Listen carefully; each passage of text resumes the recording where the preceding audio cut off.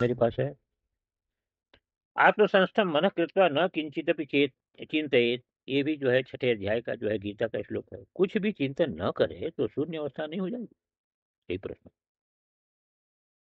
परंतु सारा अभ्यास इसी पर है। वेदांत में एक चरम वृत्ति होती है,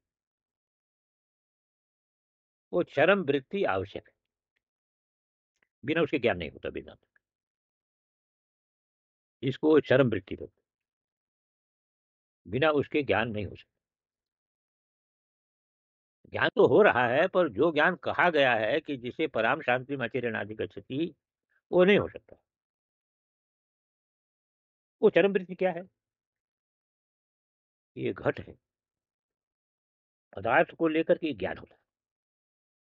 वो पदार्थ के आकार का होगा कि नहीं? ऐसे जितना भी ज्ञान आपको हो रहा है उसमें आकार है, चाहे सूक्ष्म हो चाहे स्थूल। आपको सुख का भी ज्ञान होता है तो सुखाकार वृत्ति है। आपको दुख का भी ज्ञान हो रहा है, दुखाकार वृत्ति। समझे कि नहीं?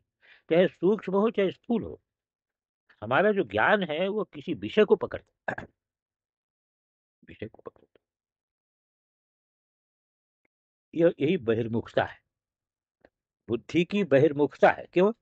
बाहर के विषय, अपने से बाहर के विषय को पकड़ करके ज्ञान होता है।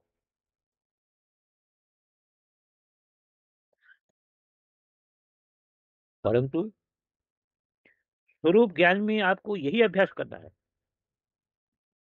कि आपका ज्ञान कोई बाहर का विषय न पकड़े। ये बहुत ध्यान देने की। देखो, मन विषय को पकड़ करके मन में ज्ञान होता है, ये परिच्छिन्न ज्ञान है।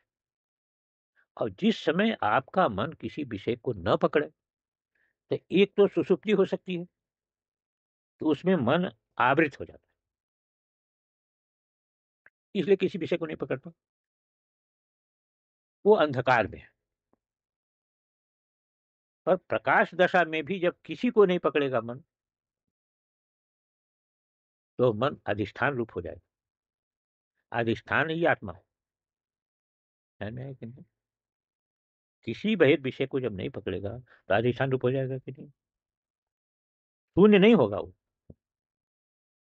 आपका मन किसी को भी नहीं पकड़ा तो आत्मरूप हो जाएगा। आत्मा विषय नहीं बनता है, विषय रहित है। तो मन और आत्मा एक भूमिका में हो जाए। मन का नाश नहीं होगा, अधिष्ठान रूप हो जाएगा। यही है चरम वृत्ति। उसे अज्ञान का ध्वंस हो जाए। और स्वरूप तो प्रकाशित ही है, उसको प्रकाश करने के लिए कोई आभास आदि की अपेक्षा नहीं।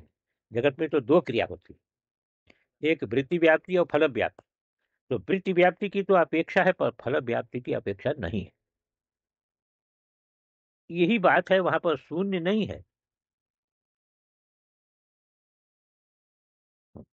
क्योंकि मन भी आत्मा में कल्पित है। तो विशिष्ट वृत्ति को नहीं पकड़ेगा तो आत्मरूप हो जाएगा, अधिष्ठान रूप हो जाएगा। यही है चरम वृत्ति, इसका नाम है। यहाँ पर फिर कैसे ज्ञान होगा आपको? इसका नाम है साक्षात अपरोक्ष ज्ञान। जगत में जो अपरोक्षता आती है वो इंद्रिय के माध्यम से, मन के माध्यम से आती है। हाँ। और स्व की जो अपरोक्षता है वह साक्षात अपरोक्ष है, बिना किसी इंद्रिय, बिना मन के अपेक्षा से ही अपरोक्ष ज्ञान। वहां आभास की कोई उपयोगिता नहीं। इसलिए ये कल्पना करना कि शून्य हो जाएगा। मैं तो बार बार आपको कहता हूं कि सबका आप निषेध कर सकते, पर अपना निषेध कर सकते क्या? कहां से शून्य आएगा? हम कहते शून्यवादी भी कहता शून्य पहले था। है? तो शून्य को जानने वाला सिद्ध हो गया कि नहीं सिद्ध हो गया है? अरे भाई, किसी चीज का जो अस्तित्व है, एक बहुत विलक्षण खेल। ये पहाड़ है, आपको ज्ञान हो रहा है तब है ना? ज्ञान से रहित आप कैसे कहेंगे पहाड़ है? अस्तित्व ज्ञान के आधार पर है। ये ध्यान देने की बात है ना? और ज्ञान मुख्य है, क्योंकि ज्ञान नहीं है तो अस्तित्व है वस्तु का कैसे आप कहेंगे? ज्ञान के आधार पर।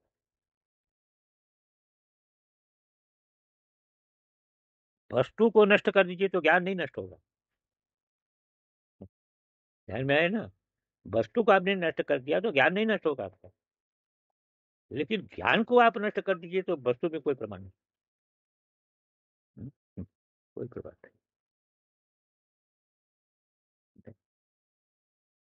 इसलिए ये बात समझने के लिए ये मालूम होता है आपको, सोचता, और कोई वस्तु को ज्ञान से बाहर आप सिद्ध नहीं कर सकते। जैसे मैं कहता हूं कि पर्दे पर जितना भी चित्र दिख रहा है, एक प्रकाश से अतिरिक्त कहाँ है? विचार करके देखिए,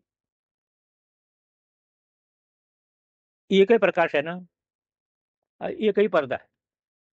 सत्ता भी एक है, शक्ति भी एक है, और शक्ति जो है वहां पर सत्ता से अभिन्न है। मूल में आपकी शक्ति जो है सत्ता से अभिन्न है। व्यवहार में भेद मालूम पड़ा, और प्रकाश से अतिरिक्त कहाँ? इसलिए शून्य की कल्पना नहीं हो सकती। अब रह गया, क्योंकि हम